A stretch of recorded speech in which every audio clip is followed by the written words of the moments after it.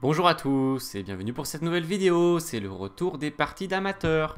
Alors cette partie était jouée dans un tournoi lent au mois de janvier, donc avec les blancs, un joueur classé aux alentours de 1790 et avec les noirs, un jeune joueur puisqu'il est en minime, donc à peu près 15-16 ans, qui est classé 1440 à peu près. Donc les deux joueurs sont classés FIDE. Voilà, donc ça a ouvert par B4. Et déjà, on a un stop, on se dit, ah, on ne voit pas ça tous les jours. Donc cette ouverture a au moins 3 noms. Donc la plus amusante, c'est l'ouverture orang-outan. Alors est-ce que c'est Tartacover qui a surnommé un peu cette ouverture comme ça. Sinon, on entend aussi beaucoup ouverture Sokolski. Et puis une que j'avais moins entendue personnellement, c'est l'ouverture polonaise. Voilà, donc vous avez du choix pour appeler ce coup, B4. Et donc à noter par exemple que grand maître français Gilles Miralles, qui a été 2 fois champion de France, a utilisé ce coup à plusieurs reprises et plutôt avec succès. Notamment par exemple aux Olympiades avec l'équipe de France. Et puis, il y a eu E5. Bon, il y a beaucoup de systèmes différents avec les noirs, hein. J'ai trouvé une partie de Vlad Katchev, qui avait les blancs. Il avait essayé ça contre Karpov dans un blitz en 95. Karpov avait répondu E5. Il y avait eu fou B2, cavalier F6, B5 qui essaie de perturber le développement des noirs, notamment du cavalier. Et les noirs qui veulent casser ce pion en B5, le faire disparaître, s'en débarrasser. A4 prise, tour prend, fou prend. Et C5. Voilà, qui essaie d'avoir une influence centrale. Voilà, Karpov avait gagné ce blitz pour information. Mais bon, c'est vrai que c'est un système pas mal. On peut utiliser aussi avec les noirs. Donc sinon, j'ai aussi une partie de référence qui est de 2013, Ivanchuk-Giri. Donc le top niveau mondial. Même si Vlad contre Karpov, c'est aussi le top niveau mondial. Mais c'était un blitz. Ivanchuk-Giri, je crois que c'était une partie lente. Ou peut-être c'était une partie rapide. C'était à Léon en Espagne. Peut-être une partie rapide. B4, donc E5. Il avait joué aussi E5, Guéry. Fou B2. Fou prend B4. Oui, alors ça, c'est vrai que c'est le plus simple qu'on peut conseiller, probablement, avec les noirs. C'est la ligne d'échange. On échange le pion B contre le pion E. Stratégiquement parlant, on pourrait penser que c'est bien pour les blancs. On pourrait se dire quand même, il a pris le pion du centre. Nous, on a pris un pion B. Plutôt favorable, hein. Le pion du centre a une valeur un peu plus élevée. Mais on va voir que c'est pas le cas. Cavalier F6, déjà on voit que ça développe plus vite côté noir, 2 pièces sont sorties, on est déjà prêt à faire le petit rock. Regardez, les blancs sont pas du tout en position de roquer, ça va leur prendre du temps, donc pour cette raison-là, en vérité, tout simplement, cette variante est satisfaisante pour les noirs. Il y a eu cavalier F3, petit rock, E3, bon on peut aussi rencontrer C4, mais après D5 ça va ressembler à la partie, ça peut même transposer, en cas de E3, qui est le coup normal ici des blancs. Donc il y a eu E3 et D5. Alors Guiri, il avait choisi tour 8, il y avait eu fou E2, D5, petit roc, C5. Bon, on voit que les noirs ont réussi leur ouverture. Ils sont en position de se développer plus vite, même si là les blancs au moins ont répondu quand même en termes de développement. Mais surtout il y a le centre, voilà, il y a ces pions au centre bien placés, la tour est déjà active sur la colonne semi-ouverte. La seule question c'est un peu pour le fou, bon on peut voir parfois un retour du fou par ici, bon KVC6 c'est sûr que ça va arriver. Du coup comme fou F5 c'est assez facile de jouer cette position noire, un peu plus d'espace, voilà, Guiri l'avait finalement emporté. Donc on revient à notre partie d'amateur, il y a eu D5. Donc le joueur des noirs qui avait préparé cette partie avec son entraîneur avant, donc il savait un peu voilà, jouer jusque là en gros. Il y a eu C4, bon, un peu à l'image de la partie Ivanchuk-Guiri, proposer le coup fou de petit roc très sain. On pourra toujours faire C4 plus tard, même si on a peut-être une petite appréhension de perdre à tempo après pion prend fou prend, mais en vérité ce serait pas gênant. Donc C4 attaque le centre. Et fou E6. Bon, tour E8, c'était assez naturel, qui ressemble à la partie de Guéry, encore une fois. Il y a eu C4 fou E6. Oups, il ne veut pas aller sur la case. Et voilà, à partir de là, bon, les coups ont été assez standards de part et d'autre. Les blancs vont commencer à se diriger dans la mauvaise direction. On va commencer par cavalier G5. Alors, sur le principe, l'idée de venir attaquer le fou avec le cavalier, ça peut souvent être intéressant, ça peut parfois embêter l'adversaire. Mais là, on sent qu'il y a un problème. On sent qu'il y a un souci de développement, tout simplement, côté blanc. Très récemment, je vous ai mis sur la chaîne une partie de grand maître où un des deux grands maîtres avait un très gros retard de développement. Il avait payé cher contre Amin Bassem.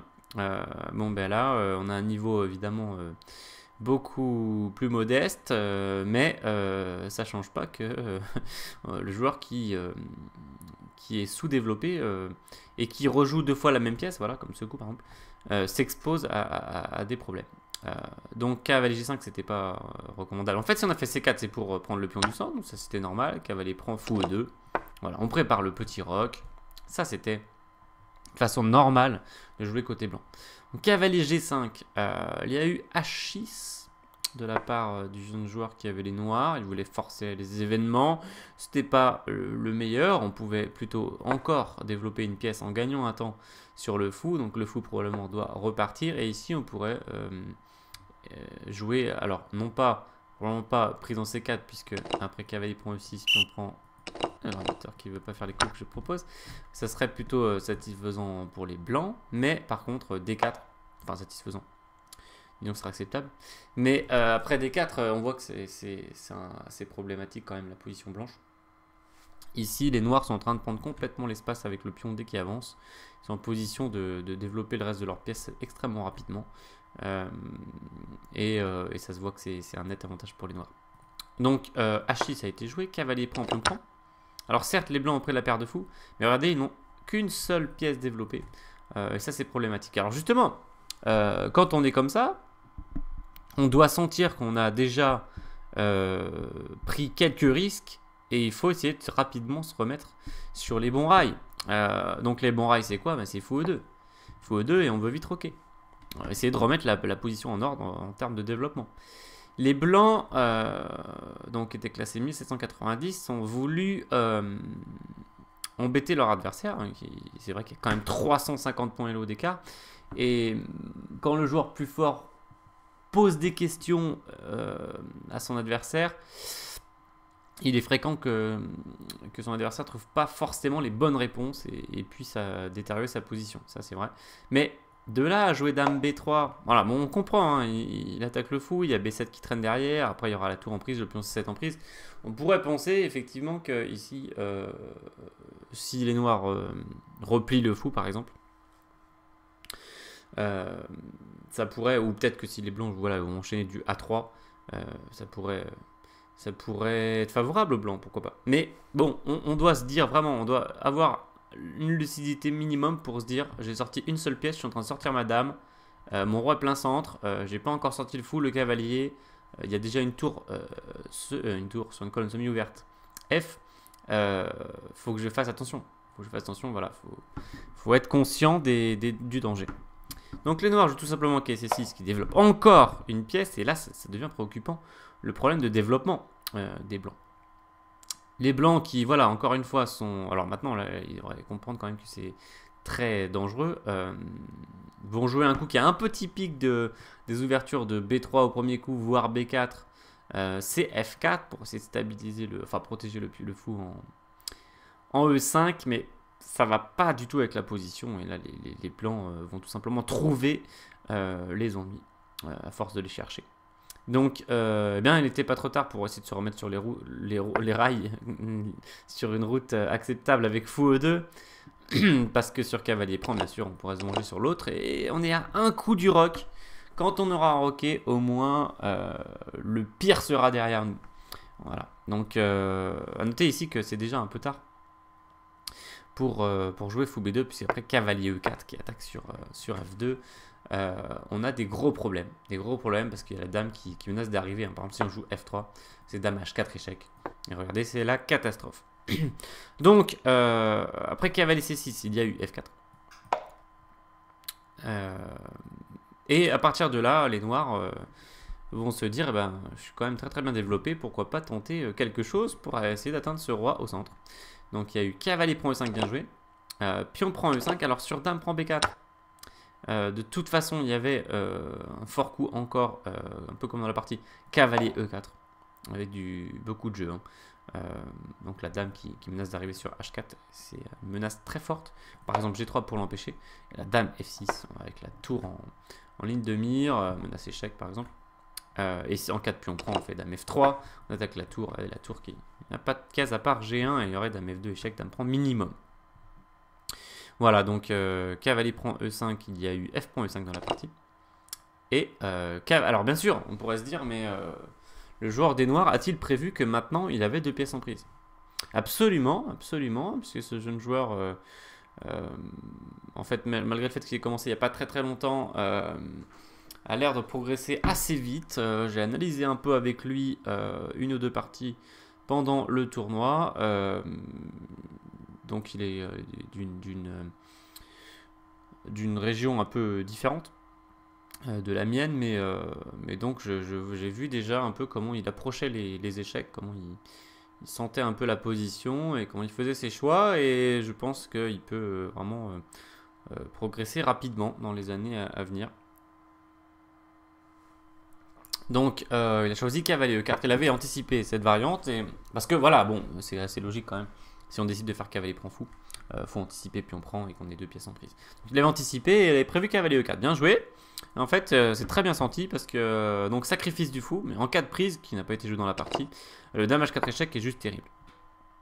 Donc ici on peut montrer 2 variantes, bon sur G3 cavalier prend, bon bah c'est déjà la catastrophe, hein, puisque la tour en prise, mais il y a aussi une menace de cavalier prend F1 échec. Et le roi pourrait pas prendre, d'accord. Donc, bon, bah, en gros, c'est la fin de la partie, hein, ici. Donc, c'est gagnant. Donc, on pourrait regarder un roi E2. Bon, sur roi D1, c'est déjà la fourchette. Hein. Un roi E2. Et cavalier F2 attaque la tour. Bon, il y a plusieurs façons de gagner la partie avec les noirs, mais attaque la tour, c'est quand même très direct. Et après tour G1, on peut faire soit dame prend H2, bon, on va prendre la tour. Hein. Ou bien, plus élégant, c'est dame G4 échec, roi E1 et dame D1 mat. Voilà. Élégant et efficace finalement, parce que c'est échec et mat quand même. Donc je vais vous montrer ce petit tableau de maths. Voilà. Les tableaux de maths qui reviendront aussi bientôt sur la chaîne. Hein. Donc cavalier E4 bien joué. On cible directement le roi avec cette menace dame H4 classique hein, quand le pion F a disparu. Donc dame prend B4 pas possible. Il y a eu G3 dans la partie. Les blancs ont compris que c'était trop dangereux. Donc il y a eu A5 protège le fou, ma foi. A noter ici que les noirs ont attaque gratuite, entre guillemets, puisqu'ils n'ont pas sacrifié de matériel.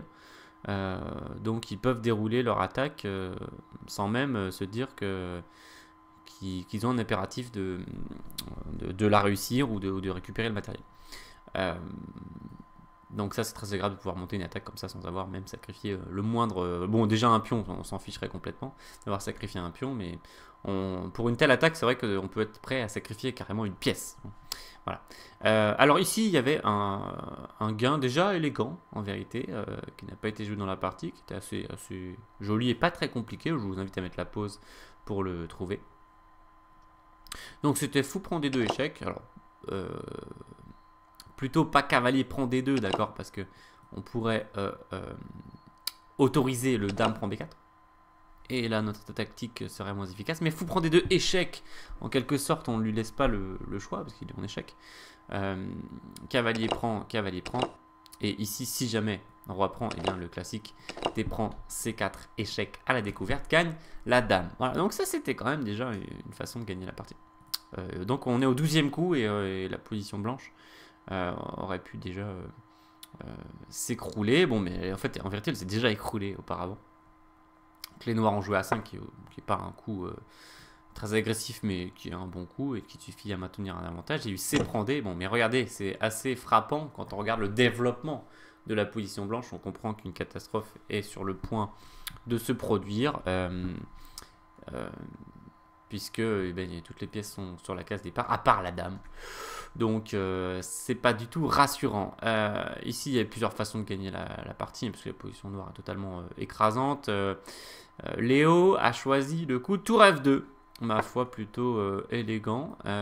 Sinon, dame G5, c'était assez brutal, avec sans doute différentes menaces, mais la principale étant cavalier prend, bon, menace aussi dame prend éventuellement, peut s'infiltrer aussi, enfin, il y a des menaces un peu partout. Mais cavalier prend G3, déjà, c'est désagréable.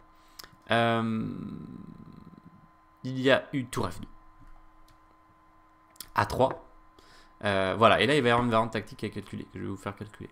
De toute façon, les blancs sont perdus ici. Peut-être fou E2 c'était un peu plus résistant, on va dire entre guillemets, mais la position est perdante dans tous les cas. On a trop exagéré et maintenant les noirs ont bien pris l'initiative et ils ont une position gagnante. Donc A3, eh bien à vous de calculer. Voilà, je vous invite à trouver comment gagner avec les noirs ici. Bon, en plus vous avez au minimum deux façons de gagner, une qui est plus complexe. Et voilà, mais essayez de calculer jusqu'au bout la variante si possible. Voilà. En fait, essayez de prévoir des contre-coups pour les blancs et du coup, comment les gérer avec les noirs. Je vous invite à mettre la pause. Alors, il a joué fou prend des deux échecs, Léo, il s'est pas arrêté en si bon chemin. Il avait calculé une variante, c'était bien joué. Donc sinon, il y a l'ordinateur qui nous propose une variante plus complexe. Mais qui était trouvable aussi, c'est dame et fuite. Tout simplement, on amène la dame dans l'attaque. Et après, A prend B4. L'idée, c'est tour prend D2. Et je trouve ça assez remarquable ici que les blancs n'aient pas de solution contre l'arrivée de la dame en F2. Infiltration en F2. Bon, mais ça, c'est ce qui peut arriver quand on est très mal développé. Malheureusement, il y a certaines cases qu'on ne peut pas contrôler parce qu'on n'a pas assez activé les pièces. Donc, après, cavalier prend. Dame F2 échec, voilà. Dame prend D2, c'est le classique. Le mat classique. Donc dans la partie, il faut prendre D2 échec. Cavalier prend D2, tour prend D2. Bon, cavalier prend D2, on sentait que c'était un peu dangereux, même si ça fonctionnait également. Est-ce qu'il fallait quand même calculer? C'est fou D3. Faites très très attention quand vous êtes dans une situation comme ça. C'est-à-dire votre tour est protégé certes par le cavalier, mais le cavalier lui-même n'est pas protégé. Donc si jamais il se fait attaquer et qui doit partir ou qui se fait échanger ou prendre tout simplement, même ça pourrait être un sacrifice, votre tour va se retrouver en prise. Donc ça c'est très périlleux. Un cavalier pas protégé, une tour protégée par un cavalier pas protégé, faites très très attention. Il fallait donc prévoir le coup fou D3 qui justement attaque ce cavalier et espère encaisser la tour dans la foulée. Mais il y avait du contre, et c'est ça que vous deviez calculer tout à l'heure. Il y avait du contre à base de cavalier C5. En vérité, il y avait même une possibilité, enfin il y a pas mal de possibilités ici, mais une sympathique c'était A4 pousse la dame de là. La dame doit continuer à protéger son fou. Et maintenant on peut amener la dame, regardez, sur G5 pour menacer ce dame prend E3. Et c'est juste terrible. Ça va probablement signifier la fin de la partie. Voilà, je ne sais pas s'il y a carrément mat imparable, on va vérifier. Voilà, mat imparable en quelques coups.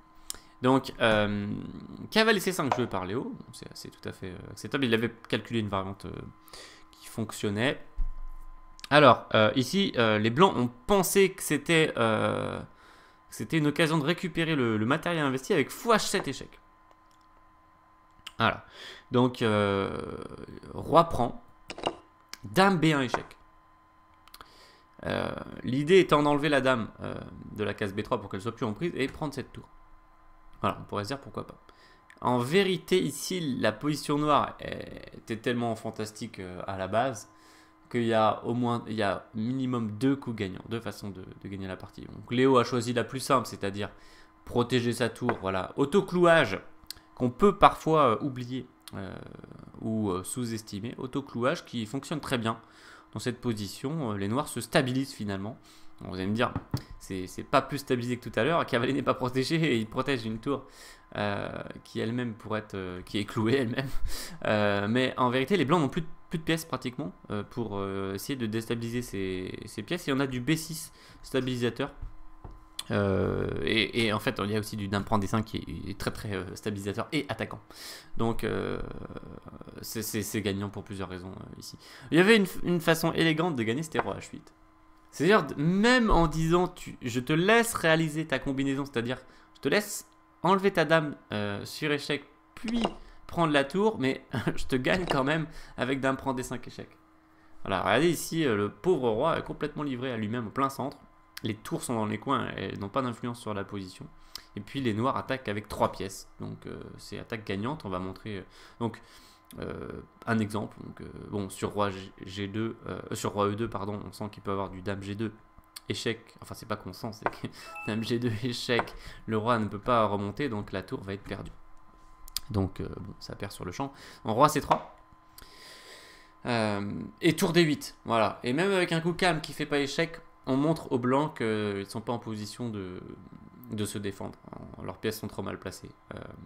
Donc, par exemple, tour D1, cavalier à 4 échecs, roi C2, seule case, et dame C4 mat.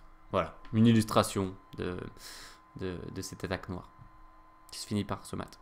Donc, de la partie du tour D3, bon, roi E2, essaye de mettre un peu de pression sur la tour. Bon, en cas de dame C2 qui attaque le cavalier, on peut par exemple faire dame prend D5, c'est terrible. Donc roi E2, il y a eu roi G8, voilà, ça c'est quand même une bonne décision de déclouer cette tour.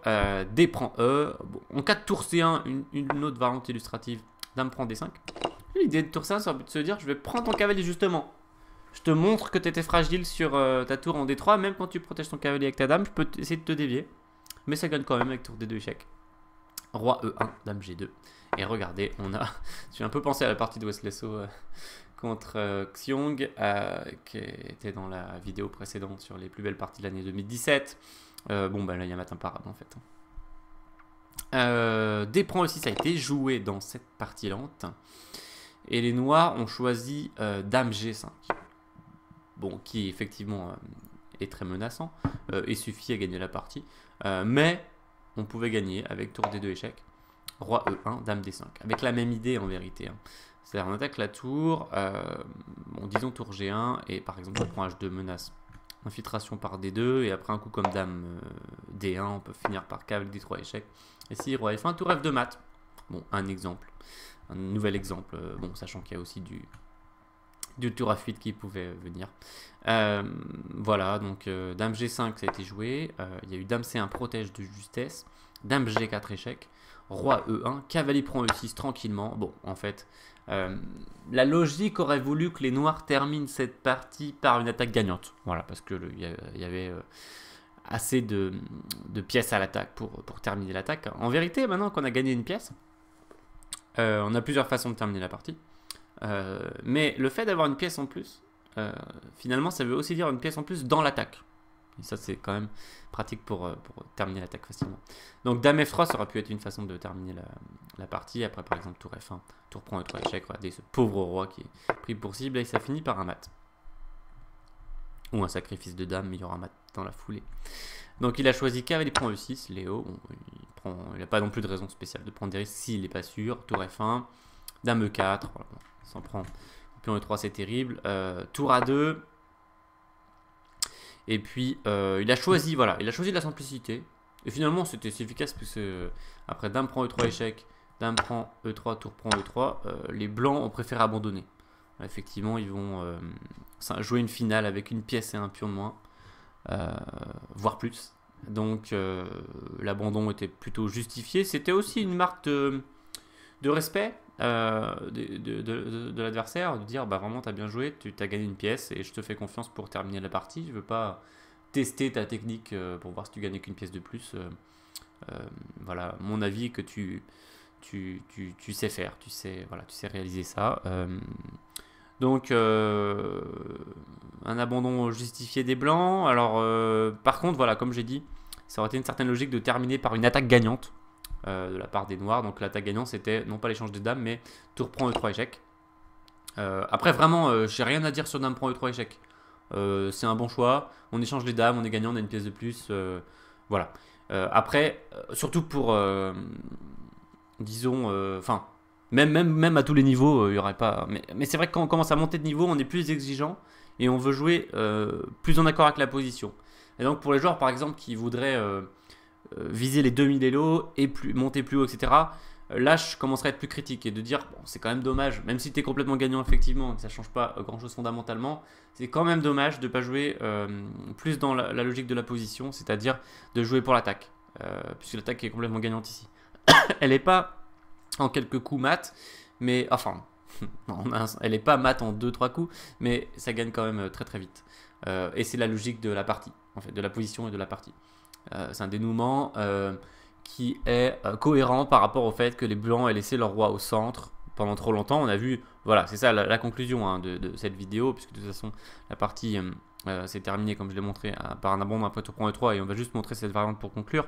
Mais si vous devez en retirer une seule chose de cette vidéo, c'est le nombre d'occasions où les blancs pouvaient jouer fou E2, petit roc. D'ailleurs, bon, bah, Guiri, Ivanchuk Guiri, c'était tour 8 fou E2, D5 petit roc, d'accord. Donc les blancs ont caché leur roi. Dans la partie, il y aurait pu avoir fou E2 au 6e coup, c'est-à-dire ici. Il y aurait pu avoir fou E2, j'ai envie de dire surtout au 9e coup, ici, au lieu de sortir la dame, dame B3 qui était source d'ennui. Et puis encore au 10e coup, ici, au lieu de F4 qui a été encore plus affaiblissant au niveau de la diagonale H80. Donc ça faisait au moins 3 occasions de jouer fou E2 et de roquer. Le fait de ne pas l'avoir joué, ça a coûté finalement tout simplement la partie. Donc voilà, une partie qui peut se perdre très vite aux échecs dans les 10 premiers coups, hein, si on néglige trop le développement. Au profit des menaces comme cavalier G5, on peut le dire aussi, puisque c'était j'ai déjà cité 3 occasions, mais c'était la 4e. On pouvait faire C prend cavalier prend fou E2 suivi de petit roc, voilà, ça faisait 4 occasions. Donc quand on rejoue le cavalier qui est déjà développé, quand on joue la dame, quand on joue le pion F, au final on a fait les 3 choses pratiquement les plus déconseillées dans l'ouverture, hein, c'est-à-dire rejouer la même pièce, sortir la dame, jouer le pion F.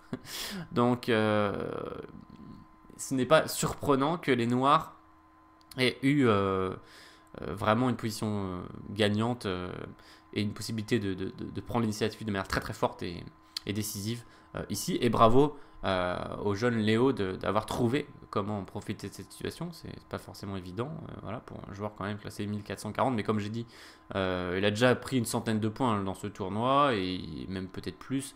Et ça va continuer, je pense, parce qu'il joue de manière convaincante, sérieuse, appliquée, voilà, imaginative. Donc on voit un sacrifice de pièces dans cette partie. Bon, et alors donc on va finir avec le tour prend E3 échec. Donc sur roi F2, tour F8 échec, roi G1, tour prend F1, il y a un problème. Si roi prend F1, dame machin échec, gagne la dame. Voire même peut-être une attaque de mat. Mais déjà on prend la dame. Et sur dame prend F1, tour roi 1, on gagne la dame aussi. Donc c'était terminé ici, gain de dame. Sur roi D1, dame D3 échec. Voilà, attaque la tour, regardez, c'est terrible. Donc, par exemple, tour D2, dame prend F1 échec. Et même on gagne la dame en fait. Plus que la tour, on gagne la dame dans la foulée avec ce classique tour C3 échec déviation. Voilà. Et donc on a rasé la position des blancs.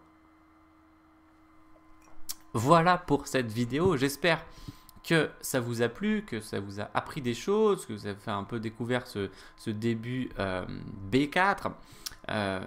Ça vous aura aussi permis de trouver un système à jouer côté noir si vous ne savez pas trop quoi faire contre B4. Voilà, donc je me dis que ça peut servir. On peut rencontrer ce coup, pas tous les jours, mais peut-être qu'une fois, dans 6 mois ou dans un an, vous le rencontrerez.